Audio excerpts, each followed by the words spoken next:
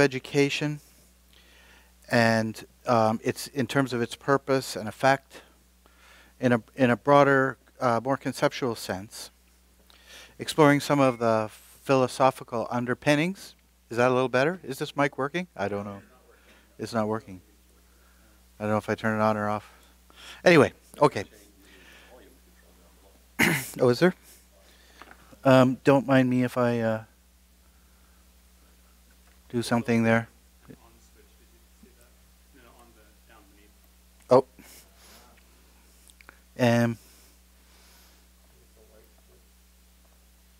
Power on.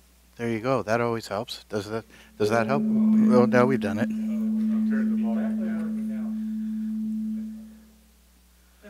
Okay. How about that? Is that better? Okay. I can hear myself. And the voices aren't coming from inside now either. That's that's great. Okay. So, as I said, any discussion on our school, which we're engaged in at the moment, it does relate to new church education in general. So, as I mentioned, I'd like to talk about education and explore some of the philosophical underpinnings of classical education, which I believe applies as a model to new church education, and compare that to education in the current public domain, which I think is no longer classical, but is rather rooted in modernist or even postmodernist ideology. So I'm going to get into those terms a little bit later as we move along. But looking at education in this way, I hope to explore an understanding of education as a systematic pursuit, designed and undertaken to accomplish specific aims, not just for the student, but also for the wider community and society as a whole. And lastly, I'd like to get into briefly how and why the function of education, or more precisely the aims of education, may have changed over time. So I got to do a little bit of technical stuff here. All right. So the opinions expressed are entirely my own and are not necessarily shared or reflective of the church or the school's organizations. They're just my own personal thoughts and musings on the subject. Is that coming still okay? There's a little bit of a ring behind it before. Yeah, he can be taught. Great. Okay. So education, to be frank, is a rather mundane topic. So we were all educated to one degree or another, mostly within some system that was set up precisely for that purpose. So universal education was not always the case. But most of, not all of us, right up to our youth and early adulthood, could say that our lives were inextricably interwoven with the school. So education as a personal and collective undertaking is, by and large, very ordinary across all times and cultures, from Plato's Academy, founded in 387 BC, to the timeless storytelling of traditional societies, which is, I believe, a form of education, right up to the institutions of basic and higher learning that characterize our own place and time. So to begin with, I'd like to quote a comment I recall from an old TV series which explored traditional cultures. So this series aired decades ago, maybe in the 1970s.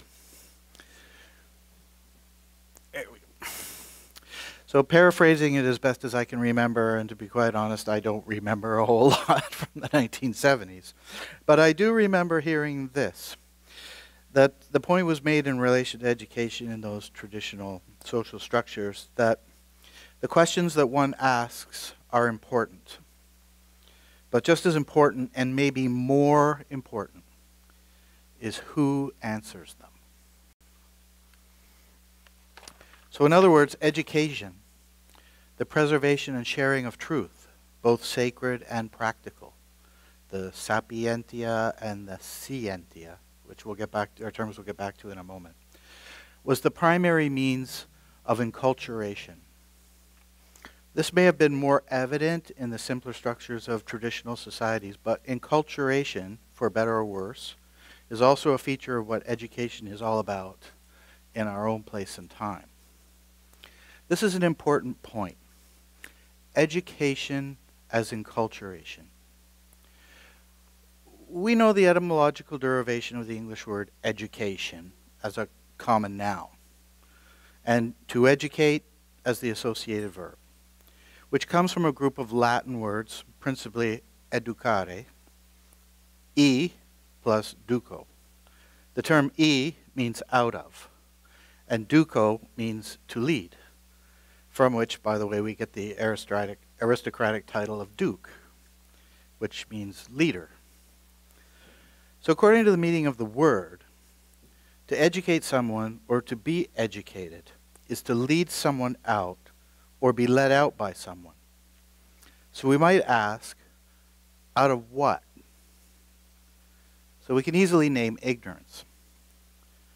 As human beings are born, at least in relation to the natural world, as a kind of tabula rasa, a blank slate as it were, essentially not knowing anything, at least in their relation to their material environment.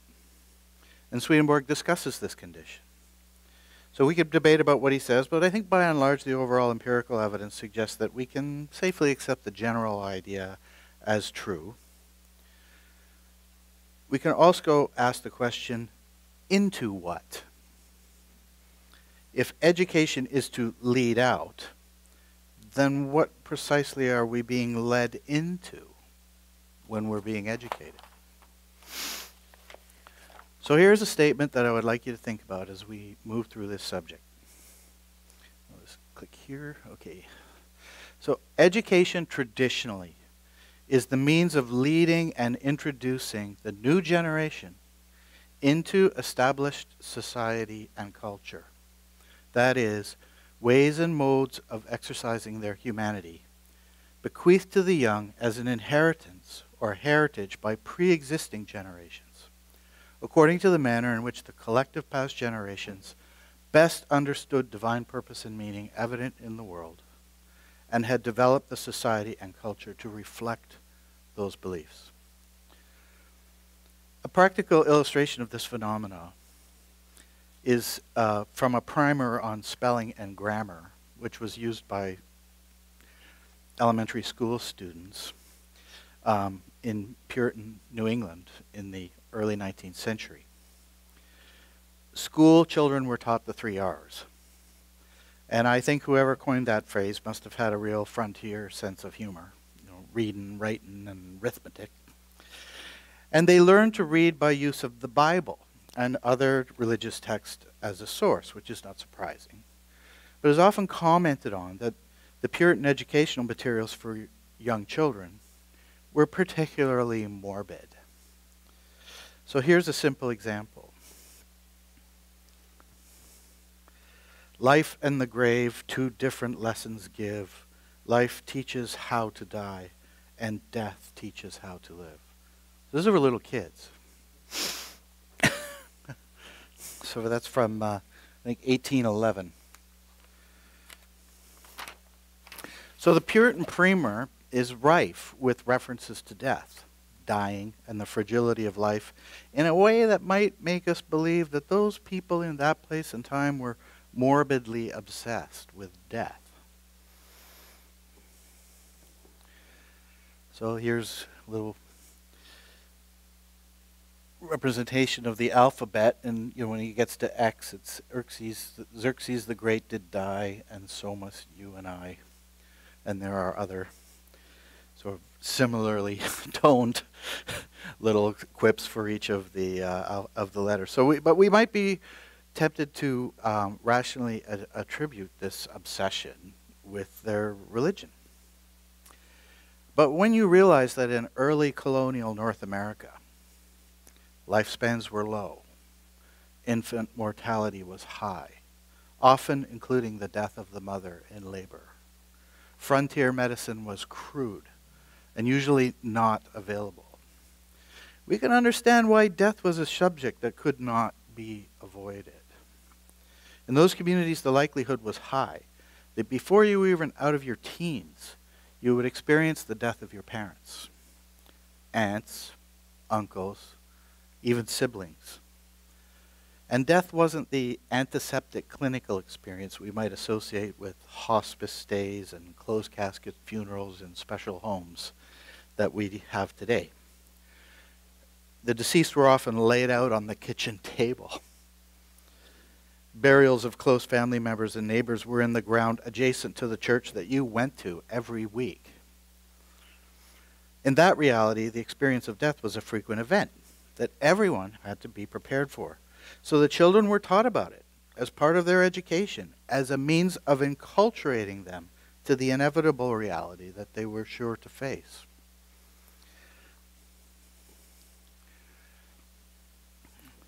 This is another little poem from there which I couldn't resist sharing with you. I, in the burying place, may see graves shorter than I. Let's flip the page here. From death's arrest, no age is free. Young children, too, may die. My God, may such an awful sight, awakening be to me. Oh, that by early grace I might, for death prepared be. In most classical and traditional societies, from the Egyptians to the Puritans, even, or better said, especially, death, when and how to deal with it, was incorporated into the culture, into the perception of, according to the perception of the divine purpose and meaning that could be inferred from the world around them. The equation of education with enculturation is not limited to myth and ritual of ancient and traditional societies or the hardship of frontier life. As Edmund Burke observed, commenting on the 18th century French Revolution, and this is a quote from Burke, "Society is a partnership in all science, a partnership in all art, a partnership in every virtue and in all perfection. As the ends of such a partnership cannot be obtained in many generations, it becomes a partnership not only between those who are living, but between those who are living, those who are dead, and those who are to be born." I suggest that education, traditionally speaking, was the means of cementing, celebrating, and continuing that partnership. So now I'm quoting from Burke here, a classical conservative. If I wanted to take the position that elements of the wider culture, norms and traditions in society are like a straitjacket on individual freedom that need to be thrown off, I would have quoted John Stuart Mill when he asserted that the despotism of custom is everywhere the standing hindrance to human advancement, or that the relationship between the individual and society is only active or relevant when the preferably narrow overlapping interests of both parties can be determined and agreed to. As Mill states, the individual is not accountable to society for his actions, insofar as these concern the interests of no person but himself. So that's pretty classic liberalism. Obviously, contrasting Burke, the classical conservative, and Mill, the classical liberal, sets up a dichotomy of mutually exclusive perspectives, which present a watershed between the classical and the modernist worldviews. For my purposes, or for me, I equate Burke with a classical vision of society and see Mill as a reflection of the modernist vision. For myself, and myself only, I do tend to think that comparing these notions, even allowing for the necessity of individual freedom in act and conscience, with the writings, would generally tend to be more favorable to Burke or the classical ideal. That's just my opinion. I say this because it seems to me that individual freedom, though carefully preserved by the Lord, is provided as a means toward an end. And that end is the establishment of a harmonious whole.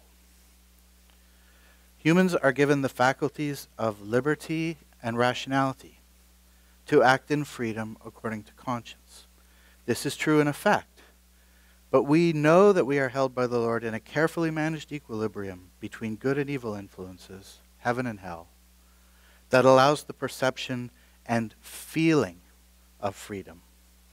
But it is, in fact, a functional illusion, more apparent than real. We can also consider that faculties and capacities, even the faculties of liberty and rationality that comprise the mind, are means to achieve a purpose or an end, not the ends in and of themselves. So stating it this way, the primacy of love, which is the essence of community and society, over freedom, which is a feature capacity of the individual, becomes clear. The modernist obsession with personal freedom and the notion of the sovereign individual is important, but belongs to the as if from self paradigm that Swedenborg deals with at great length in many contexts, but without the as if part of the equation. Freedom is not an end, is an indispensable prerequisite for a higher end, which is society. In other words, without freedom, love could not achieve its ends. And without love, freedom just wouldn't exist. To obsess about freedom and not see what is beyond freedom or what it's for is to give primacy to means and methods without seeing the aim that those means and methods were provided for and employed to achieve. Where we fall in the debate over the role of freedom, whether it is as a means or an end, a means to an end or an end in itself, is a good indicator as to our predilection towards a classical or a modernist worldview. Burke's reference to society as a partnership in every virtue and perception, in every virtue and perfection across generations implies contiguous culture, that is, settled moral and ethical paradigms, implicit prohibitions or taboos, venerated traditions, fidelity to language as the preservation of meaning, love of country or land and community, love of the neighbor, those with whom you share a common affectional bond for what is inherently or commonly good, the commonweal. In short, society is a rubric of kinetic forces arising from the understanding of divine purpose and meaning represented in the world, exemplified or mirrored in thought and useful behavior, encouraged by education that brings about the harmonious reciprocity of the individual within the whole of society and the whole of society within the individual. In this reciprocity, it's hard to find where the interests of the person and the interests of the society can be separated or limited by narrow definitions of scope of what is properly exclusive to one and not the other. That the interests of the whole of society and its parts, i.e., identifiable individuals, are so intertwined as to be indistinguishable is apparent from the fact that they do not have separate sources or causes. The Lord is the active cause and the continuing source of both.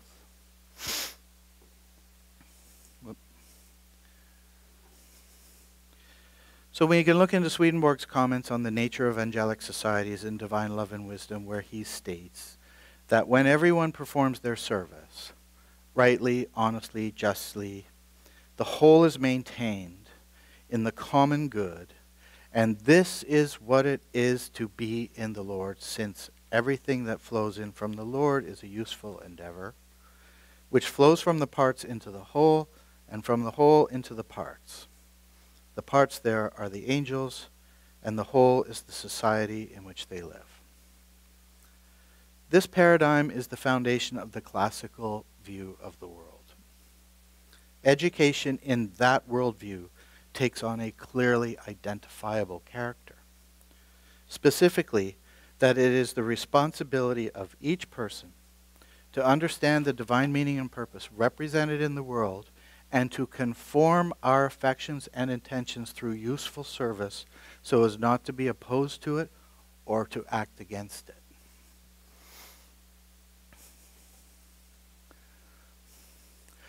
For this part of my talk tonight, I have borrowed heavily from C.S. Lewis's essay on education written in 1944 and various commentaries about it. Lewis's essay, entitled The Abolition of Man, starts by dissecting and criticizing a textbook produced for English school children in the upper forms called The Control of Language, a critical approach to reading and writing, which was written in 1939. For Lewis, a proponent of the classical worldview, this textbook for young minds in the grip of the British school system was a clear representative example of faulty modernist ideology. Lewis's issue, as one commentator noted, was that the control of language presented itself to be an English textbook, but it really taught very little English at all. Instead, it taught philosophy in the guise of literary criticism, and not only philosophy, but bad philosophy. By means of the control of language, students were compelled to adopt a moral relativism and subjectivity in the name of not being taken in by statements of feeling or value, which have no place in the materialistic naturalism of the modernist worldview. To Lewis, this was a grave turning, whereby the seed of relativism planted as settled doctrine was now growing like a weed and choking out the good that may be left. So what can we understand as the good that Lewis was concerned for as being under attack?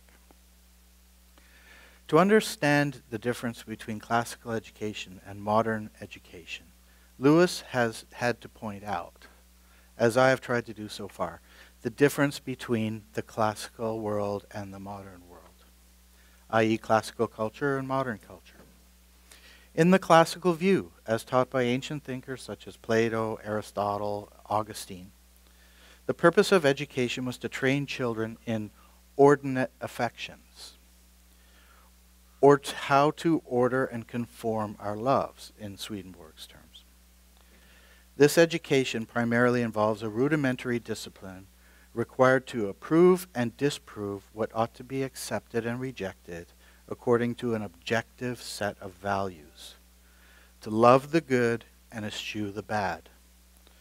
Lewis believed that such values were universal, commonly acknowledged truths, which appear with minor variation across all cultures.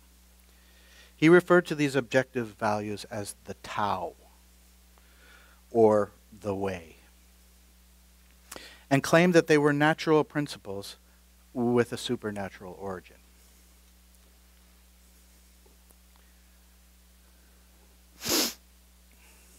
Lewis recognized that these natural values do not develop automatically or inevitably in children. Thus, they are not natural in that sense of the world, but they must be taught through education. For classical man, the fundamental goal of life was to conform one's soul to the divine meaning and purpose all around him through education of what Burke first called the moral imagination, which the heart owns and the understanding ratifies. This internal effort manifesting in outward behavior is referred to as cosmic piety.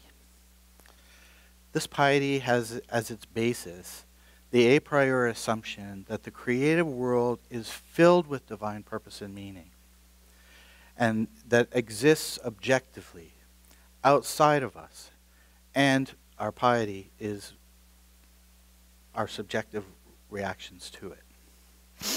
Education in the classical worldview was a nexus between the individual person and those eternal truths inherent in the world. Education was, in effect, a means of enculturating students into the true, the good, and the beautiful through the acquisition of wisdom and virtue. Wisdom was understanding the divine meaning and purpose all around you, and virtue was aligning your love to that divine meaning and purpose so that you love what you ought to love and desire what is truly desirable, and hence experience human flourishing. The preceding, and much of what follows, is, I have to confess, a direct lift from Dr. Stephen Turley's discussion on the abolition of man. But I was so impressed in the manner in which he expressed these ideas that I've quoted him here almost verbatim. Classical society recognized the principles of a transcendent moral order.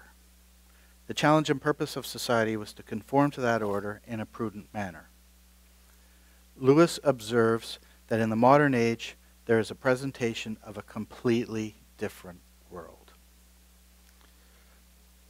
For clarity, we need to define modernity as best as we can. Generally speaking, modernity, and this is taken from the Wikipedia article on the subject, is marked by developments in the late 18th and 19th centuries towards secularization, such as questioning or rejection of tradition, the prioritization of individualism, freedom and formal equality, egalitarianism, faith in inevitable social, scientific, and technological progress, rationalization, and professionalism. According to theologian Thomas C. Oden's perspective, and Oden was a promoter of classical Christianity, modernity is marked by 4 fundamental values. Moral relativism and situational ethics, which says that what is right is dictated by culture, social location, and situation. Autonomous individualism, which assumes that the moral authority comes essentially from within. Narcissistic hedonism, which focuses on egocentric personal pleasure. And reductive naturalism, which reduces what is reliably known to what one can see, hear, and empirically investigate. If you may recall in my talk, Angels in the Architecture, when I went and talked about theories of neuroscience and the mind-body problem, I did have occasion to speak about all these things in the context of trends in current neuroscience concerning consciousness and the embedded materialism that underscores the modern theories, i.e., that consciousness is just an unintended epiphenomena of biological processing, which itself is just the accidental epiphenomena of physical and chemical laws.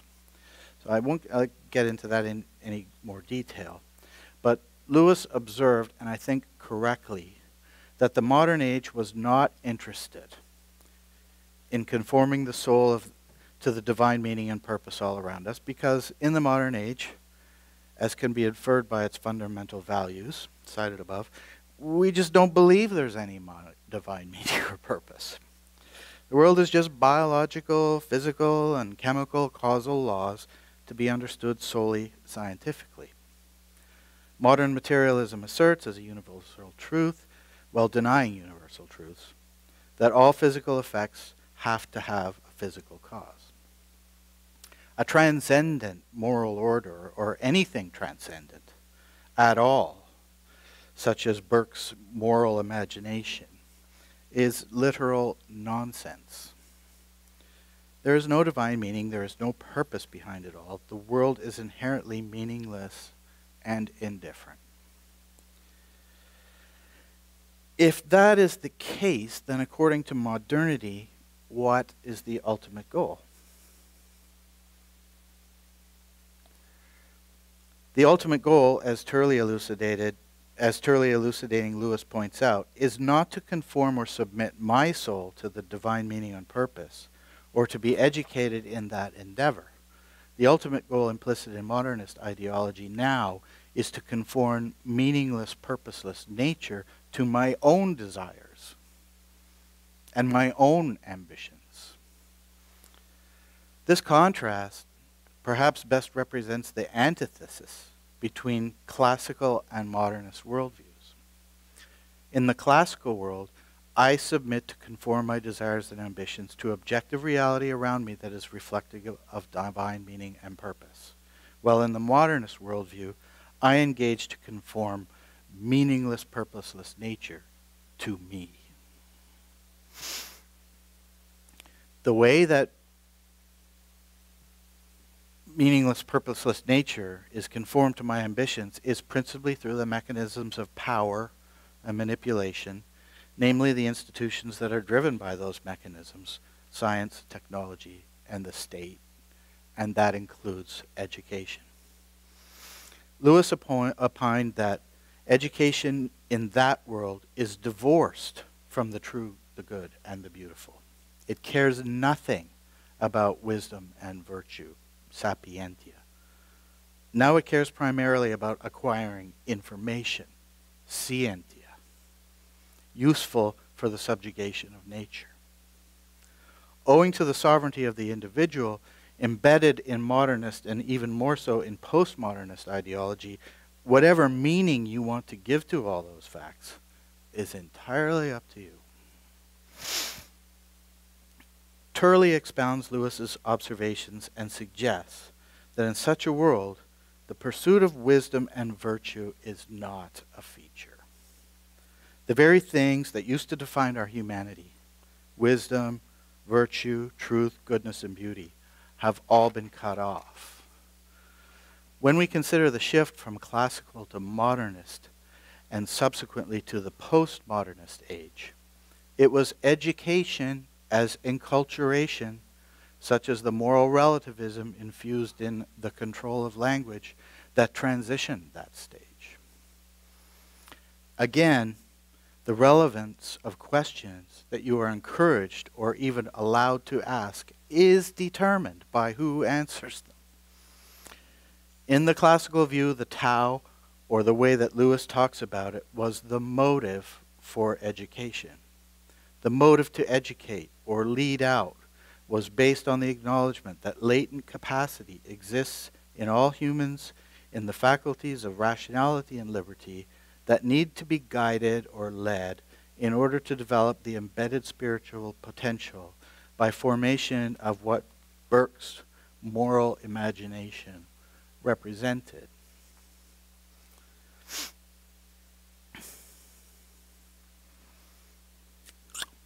The Canadian literary critic Northrop Frye and educator, who I have quoted before, takes up the subject of the moral imagination as the educated imagination, confirming that we all have an imagination, which is what distinguishes us in our humanity. Frye indicates that it's this imagination that has produced all culture and civilization.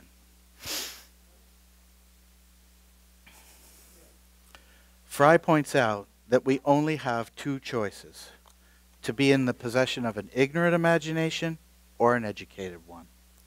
And the importance of an educated imagination is because it is the only means by which a person is able to discern the difference between the imaginative, which is based in objective reality, and the imaginary, which allows for any kind of fantasy. An educated imagination enables the ability to discern, in spite of the resemblances between vision and hallucination, creativity and neurosis, sense and nonsense.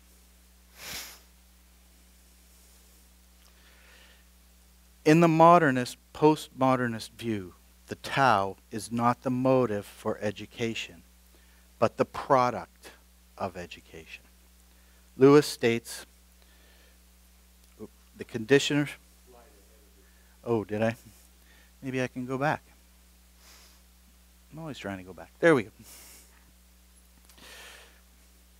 Lewis states, the conditioners, then, are to choose what kind of artificial Tao they will, for their own good reasons, produce in the human race. They are the motivators. They are the creators of motives. For Lewis, British education was creating a generation of young people cut off from the objective values of the good, the true, and the beautiful. the grist for the imagination, thereby depriving them of the very transcendent means by which their humanity would thrive. We moved from modernism to postmodernism. Postmodernists accept the modernist claim that man is nothing but nature, but reject any universal truth. The casting of man as mere nature is an important shift that has significant consequences, particularly in what is taught and the form that education takes in the postmodernist world. According to modernists, there is no objective reality and thus no objective set of values. I think I could probably click here now. Oh, I'm going back. Sorry.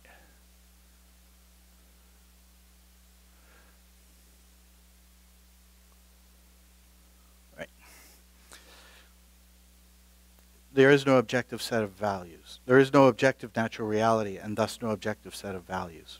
What we call reality is a conceptual construct, an artifact of scientific practice and language. The postmodern viewpoint, which follows from the rejection of an objective natural reality, is sometimes expressed by the saying that there is no such thing as truth. Reason and logic are merely conceptual constructs. There is no such thing as human nature or a moral imagination consisting of faculties, aptitudes, and dispositions that are in some sense present in human beings at birth. All aspects of human psychology, specifically gender in the current discourse, are completely socially determined. Since there is no objective reality, words can only have a subjective meaning, which arises from a range of contrasts and differences with the meaning of other words. Now, if you compare that just in the classical view that there was a respect for language as the preservation of meaning, here we have language basically that has a totally subjective use. So the subjectivity of language leads to a rejection of any kind of certainty or grand meta-narratives of human biological, historical, and social development. Modernism, and specifically postmodernism, have done away with the classical notions of humanity, both in regard to the individual and society. Modernity and postmodernism break down human beings as an inexplicable epiphenomena of purposeless nature. In turn, Lewis, basing his view on the premise that man is an image and likeness of God in some way, shape, or form, and that we ought to live striving to reflect that underlying truth, i.e. become the image of Christ, so that we act, live, and breathe, and have our being as God would if he were one of us. We have an inherent ability and thus a responsibility to reflect his sense of truth, his sense of goodness, his sense of beauty. Given that human beings are born as to their interiors so that they cannot die, as Swedenborg teaches, we can be taught to reflect the Lord's moral nature, his epistemological nature, his aesthetic nature.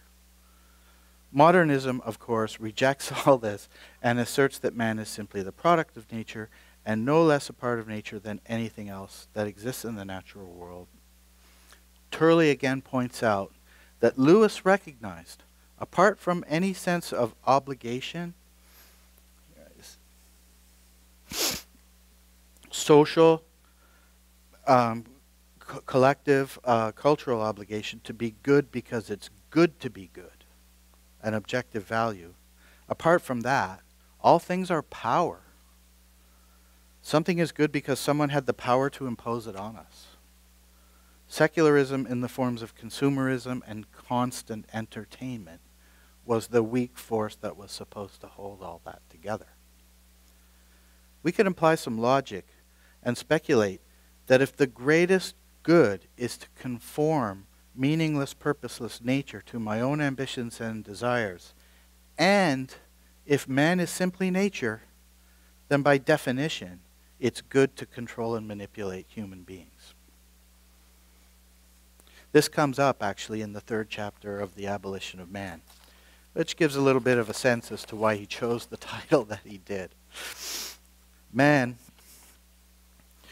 Lewis recognizes that the negation of the classical ideals in favor of modernism or postmodernist ideology will inevitably generate a class of technocrats, which Lewis calls conditioners.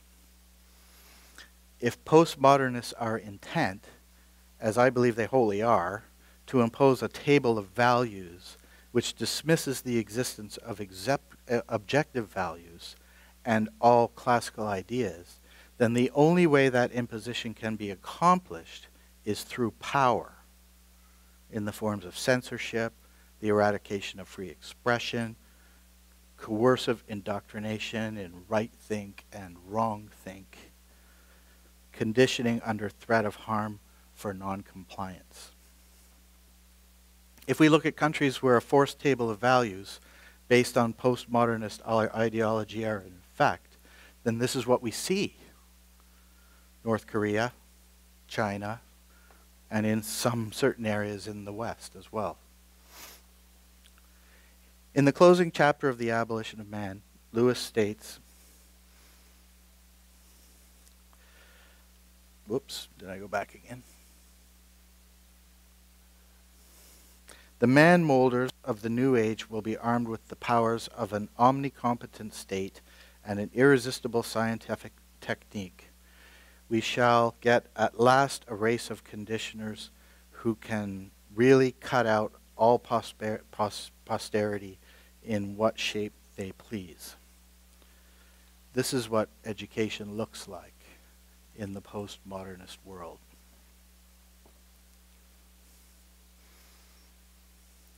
And then the last quote, "It is the magician's bargain. Give up our soul, get power in return. But once our soul, that is ourselves, have been given up, the power thus conferred will not belong to us. We shall in fact be the slaves and puppets of that to which we have given our souls."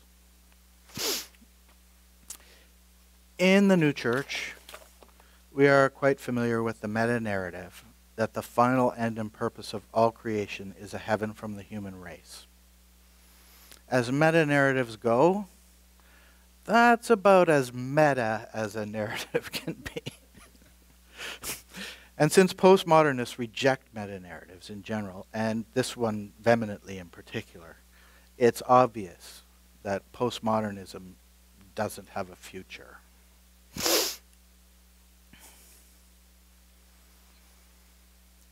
In the middle of the last century, modernity died. It was based on a method of viewing the world based on intellectual doubt and skepticism, which eventually turned on the very system that created it and killed it. Today, the backlash against postmodernism is growing and almost impossible to ignore. I believe we are at a pivotal cusp in our current time, where, partly driven by a growing rejection of postmodernist ideas and practices as they bring about inevitable failures wherever they are applied, there will be a discernible turning back to the ideas of the classical worldview, which is starting to happen now. This turning will be greatly facilitated by education being put back into its proper service. Thanks for listening.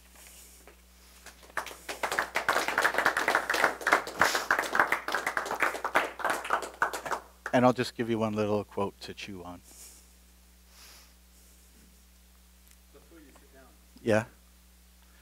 could you explain to me a little bit more the significance in your mind of the quote about not just the questions, but who answers them? Well, as I understood that, when I heard it, it evoked in me an idea that we are, in essence, somewhat subject to the people who respond to us in our effort to find out what we are curious about, want to learn about. And so in a sense we are going to take on the perspectives and the views of people who are answering the questions that we give, or that we were allowed to, or inspired to ask. So, more mundanely put, educators have tremendous power. That, I think, is the whole point. Education is enculturation. And it depends on the outcome of it, or the product of it, really depends on the underlying view and the motive of why you're doing what you're doing. If I could share a little analogy. I didn't have this experience myself, but I heard about it from someone else who went to the Smithsonian in Washington in the aerospace exhibit. There are 2 rockets. One is a original Gemini rocket, and the other was a German V1. If you look at both of them, you really can't tell the difference. They're both based on the same technology. In fact, both of them were developed by the same people. Yeah. But it goes a little deeper than just the appearances. The Gemini rocket, or the V1, was developed as a weapon to demoralize an entire population with terror, death raining from the sky. The Gemini rocket was undertaken to invigorate the morale of an entire population, to believe that they could do something and go somewhere that was beyond their reach. 2 totally different intentions and purposes, despite the fact that on the appearance they both kind of look the same. But it's the underlying purpose that determines really what's going on. Mm-hmm. I was just thinking that I was going to talk next time about creation, because the talk last time I was here sort of led me to think about it as a continuation. And now you put that up, and that's pretty much the best way to introduce what we're going to be talking about next time, is the whole thing about the scientists versus the theologians who've been sitting there for centuries. Mm-hmm. But I was just, that's just an intro for next time. We should leave that up a month. The other thing I was thinking of is, working on this definition of classic versus modern. And most of us in the church like to think that well, in all this, we're the classic ones. We have all it describes the new church and stuff. And yet, in many ways, we've fallen into that whole modern thing of trying to adapt the world to our thing, to our way of thinking. There's a storm coming, and we like to think, well, we should change that. We want it to be dry. We want it to go away. What can we do to fix this? How can we pray to change the circumstances that we're facing? That's a modernist view that we can impose our will on what surrounds us. We do that. Think, for example, of drought. There's a drought somewhere, and people will talk around and say, "Oh, talk about the weather. Boy, I wish we had some rain. We really need some rain. We really need to get focused on. We should pray for rain." The classic view, which is expressed by the Navajo concept of posa, is, oh, we're having a drought. We need to get used to dryness. This is the way the world is. Let's just adapt to it. And that's a more classical, here it is, this is the way the world's functioning. We're going to make ourselves part of the larger whole. I think if I could just sort of take what you're saying and add a little bit to it. There's nothing necessarily that I see in the classical worldview that is anti-science or anti-progress or what have you. I mean, if you look at the classical world, and this point was raised in some of the original materials that I looked at, I mean, the Greeks loved science. The Maya loved science. The Egyptians loved science. They all had their science, and probably a science that in some way is lost to us because we don't understand the complexities of it or the intentions behind it. But it wasn't the sole means of interpreting the world.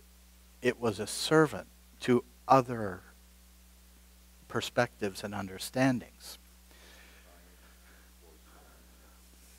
Precisely. Yeah.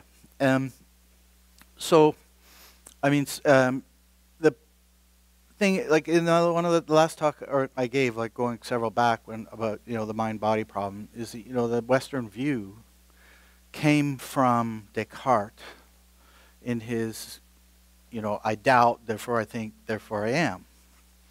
When you could, basically doubt anything, everything, but you can't doubt the fact that you have a mind because it's your mind that's doing the doubting. So therefore I think, therefore I am, right? But that means that the Western view that, and the scientific method came out of that and all that, but was predicated on intellectual doubt. Existence is predicated on doubting. So you have an inbuilt, embedded skepticism in the whole modernist Enlightenment tradition. It wasn't going to take long before that doubt would start doubting the very system that was supposed to magically dispel all that doubt. And modernity died because of that. We've gone into postmodernism right now. I think we're into it. And it's just my own opinion. I really don't know enough about it to have an opinion anybody should care about, but I think postmodernism is a bag of junk. And it has no future because it doesn't satisfy anybody. A thought I was having as you were speaking is that the rejection of the classic transcendent truth, the good, the true, and the beautiful, I think that was largely driven by the fact that a lot of what was held up, especially within the Christian world, as good and true and beautiful was increasingly obviously not to our what you might call common sense. That there was a sort of a bankruptcy there that was growing out of the decay of the Christian church. And it makes sense that that turned into skepticism and a rejection of that objectivity. And believing what I believe, I would say only with the revelation of the new truths and the new teachings of the new church is it possible to go back to a sense of moral objectivity in a way that isn't bankrupt. Yeah, I in response to that, I would say that from what I get from the writings, Swedenborg was a scientist, but he encouraged people to observe nature.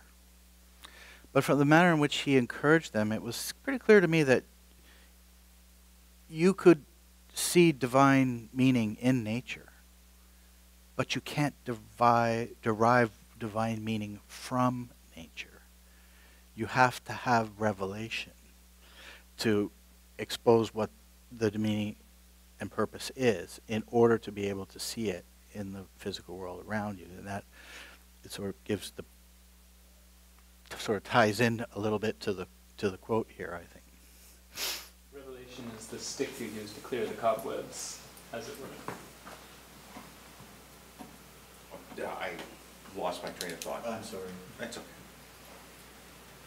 One thing that's key in the whole education, religious philosophy, purpose of life in the world is the statement that humans are born not for the sake of themselves, but for the sake of others. To me, that just encapsulates so much. And it defines the one point of view versus the other point of view. Well, this is something that I struggled with a great deal, because I think growing up and being exposed to what I was exposed to and sort of walking down certain paths and so forth, I really placed a high value on individual freedom. It's inviolate. You can't touch it. People have the right to live in a free manner. In certain traditions, freedom is elevated to, a god. Liberty, this idea. But for me to come around to the point where I understood that freedom is not an end, it's a means. And that really what is the vitality of spirituality is the interaction between people in a community. And that the essence really there is love. Freedom is important, and as I said, an indispensable prerequisite, but it's only a means, it's not an end. Well, then isn't it kind of, you know, when I was much younger, freedom always meant freedom from, you know, responsibility, freedom from somebody else's rules. And as I got a little bit older, no, freedom provides an opportunity to do something. So it's freedom not from, but freedom to. And then it has to be well defined, and those ideas don't come from within. They're outside. They're objective. They need to be taught. They need to be taught. And you know, one of the things that Swedenborg teaches that sort of touches on that whole dichotomy of freedom is that he says, in order to be free, a man must be governed.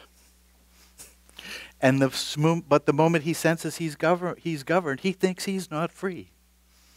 And so there is that, you know, difficulty with the appearances of things. But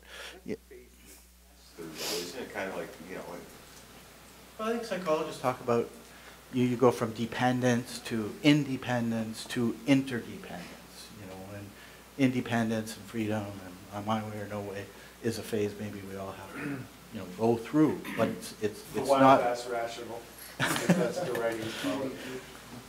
Sorry. It seems to me that, are we forgetting that the Christian church has fallen? And therefore, because of this, there is a great lack of morality that the Christian church used to teach. The numbers of people going to church has fallen tremendously. I mean, they speak of them as being gray-haired societies, etc. Well, the thing is, until the new truths start to emerge and become well known, are we going to change very much? I don't think so, because until we are able to perceive and know what the truth is, who are you to believe? You have to have a source of absolute truth. Now, we believe we have it, but a lot of people in the world today are very skeptical of that source. And until they feel the great need for absolute truth, we will mull around and stumble and have a difficult time, because we cannot do very much until we have something that we can look to and see that is true. Well, I hear what you're saying, and I think in many ways that's observable. But I suggest, I submit, and this is a thought that came from a foreign affairs and geopolitical analyst by the name of Jeffrey Copley. And he said, the fall of modernity has led to the end of the age of reason. And we are not in, the fall of modernity has led to the end of the age of reason. And we are not in an age of reason now. We are in an age of belief.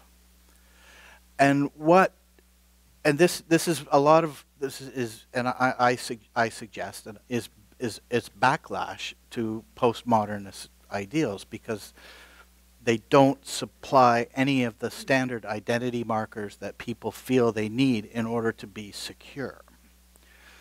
You know, what's globalism done for you? But what's happening, though, I mean, statistically, is churches that are teaching fundamental truths are actually growing. Small, 2-3%. Liberal churches, dying. Their populations and congregations are continuing to experience negative trends. But more fundamental evangelical churches are actually growing. People, I think, are becoming more and more interested in some kind of alternative. And, you know, the fact of the matter is they don't have to invent a classical model. It's already there. It's, you know, it's what essentially we came from. There are still echoes of it in our civilization. And I think you see it all around the world. It's happening. It's happening in Russia. It's happening in Poland. You know, it's happening in various places where civic nationalism is being attached to a return to traditional religion. What Roger was talking about seemed very apropos with, just something came up. You were talking about, you know, the failure of Christian churches to a certain extent and the lack of exposure. And you were talking about also the failure of the postmodern era. And I was thinking to myself, It hasn't happened yet, but I think it's coming. I think it is too, and I think what has supplanted formal Christian religion to a large extent is that the source of belief has been education, and in particular higher education, in particular university level. And if you know, you sort of follow what's going on in the news with our universities and so on, there is a absolute rigid model of the way thought is supposed to be. These are the things that you think when you're in your university. This is what, and it's all imposed not by some objective standards such as the Ten Commandments. It's imposed by professors. It's imposed by student bodies. And I can see how it will probably, well, it's already getting rejected in a lot of places. You don't tell people how to think. There's that big brouhaha over the Pronouns. yeah, the pronouns. The professor that refused to be subjected to being obliged to use these pronouns that somehow they get past the X and the Y chromosome thing and have 20 different genders now. Well, if it's a social construct, you can go anywhere you want. I mean, there's here in Toronto, you can Google this, you know, man becomes girl. There's a 30-year-old man who identified as a 6-year-old girl. So he left his family and he lives with another set of elderly people who are his parents. And he dresses like a 6-year-old girl and he plays with dolls. But who's to say that's not who he is? Like, can I even say who he? I don't know. He thinks he's a 6-year-old girl, so he is. Because it's all subjective. It's all relative. And, you know, there is no objective standard to apply. Illustration of that. Religion professor at Bernathen College said he asked his students, if you've never played football, but you identify as a linebacker, are you a linebacker? And they said, yeah, if you identify as that. You've never touched a football. Yeah, and these are students who are most likely the product of postmodernist education before they got to wherever they were going to be asked that question. But yeah, We have another question. Tomoya? I just like to say that they, because our kids go to public school, the situation to me is serious, really serious. So postmodernist ideas is all over the place. Kids are encouraged to embrace define for themselves the identity, and there are certain concepts like globalization, diversity, equality, The environment. Inclusiveness. They all sound wonderful, but they are the products of postmodern philosophies. Moral relativism. It's all over the place. And I have been having a very difficult time with Aryan. He has embraced postmodernistic viewpoint, and it's been a pain in the household. It's a very serious issue. So, and they are like wolves in sheep's clothing, because they come sounding so wonderful. Who would object to inclusivity? Who would object to diversity? Who would object to being against racism? Well, everybody is against racism, but there is implication behind what they think, and it's a moral relativism where we are the masters and authors of what is right for us, and they defend their position by anybody who attacks the position as you are being offensive to me, and that shuts everything down. And so if you look at the list of what you put up regarding the postmodernistic ideas, they're very infantile. It's like infants who don't believe in the real world and are able to, it basically boils down to where the chaos reigns in life. So you can say, for example, traditional education is based on order, and modernist education based on chaos. When things swing too far on both ends, it creates a huge chaos, and I can feel the effect in our household because of the public education. Public education is way down there. It's really bad when it comes to this. So I guess my point, I think there is a reason why there is a swing, because we used to have a traditional set of values, and as you said, it's order. There is always a limitation and structure around it. Something swung all the way to the chaos, and I think there is a tendency for us to think maybe intellectually conceited whenever we have a system with thoughts, and when there are too much order, because there could be a place where there is so much order that things become tyrannical.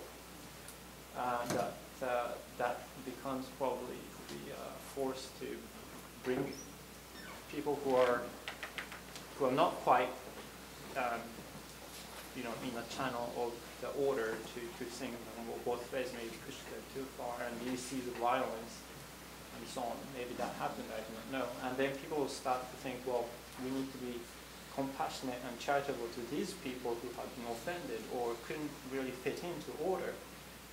And now you have this group of people, and so one conceit of intellectualism send people, and then now people start to be compassionate, want to be compassionate, and now they become conceited of their own goodness. So behind the moral relativism is a very dangerous conceit of their own goodness. So they believe in their compassion so much so that anybody who opposes you in their view is evil. And that's when they use words like racist, you're racist. And they use quite a lot of that when people are not comfortable with that. These would be the people, I think, that, or what you're describing is what Lewis called the conditioners.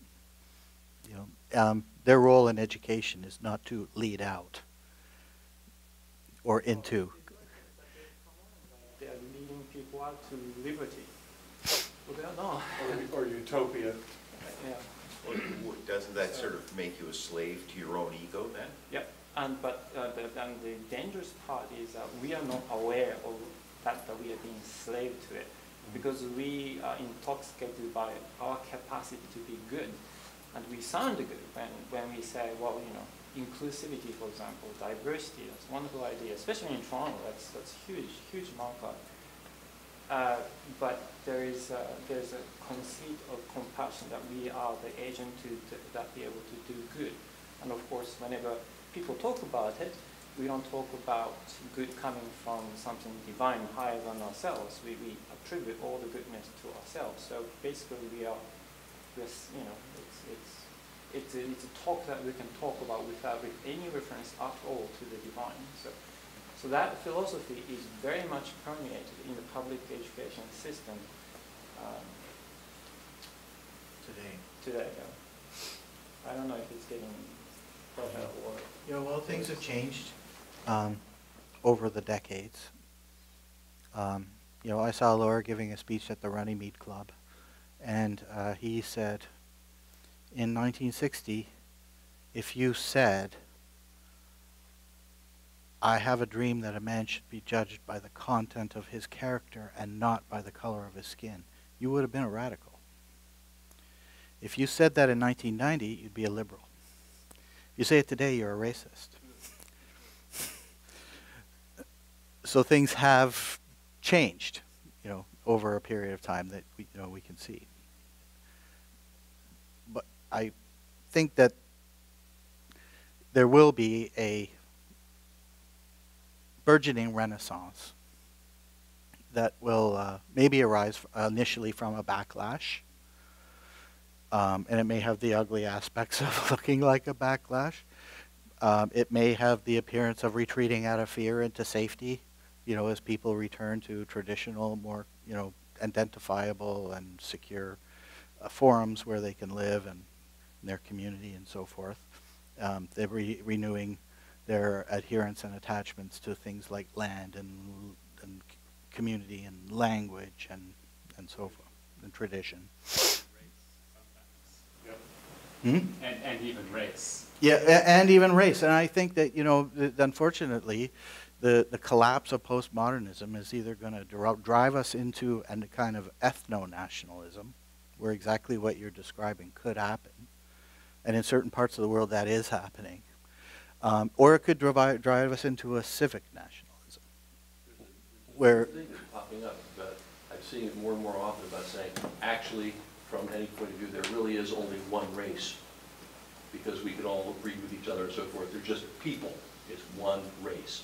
Yeah. That's sort of an upcoming meme. I don't know where it's going to go, but it's kind of fun. But that's colorblindness, and we have Yeah, to accept that there is race, and that we have to accommodate ourselves to people and accept that they have rights as well as we have rights. Yeah, So, I'm just saying this is something I've been hearing more often lately. Yes, but I think colorblindness is not a very good thing, because then we don't recognize that there are differences between us, and we're just looking at and saying, well, all of us are the same. Well, we're not all the same. White people have far more privilege than any other group in this world. I think that sort of covers everything that I wanted to say tonight. And, as I say, a lot of it was not original. Some of it was. And, but, it was a journey for me to try and explore and toy with these ideas and, see how my own perception of things, is evolving. I can't pretend to assert that anything that I might have said has any real merit to it. What do I know? But it seemed to me that the points made did carry some water when I first heard them and tried to put them into my own words. So with that, I'll say thank you very much.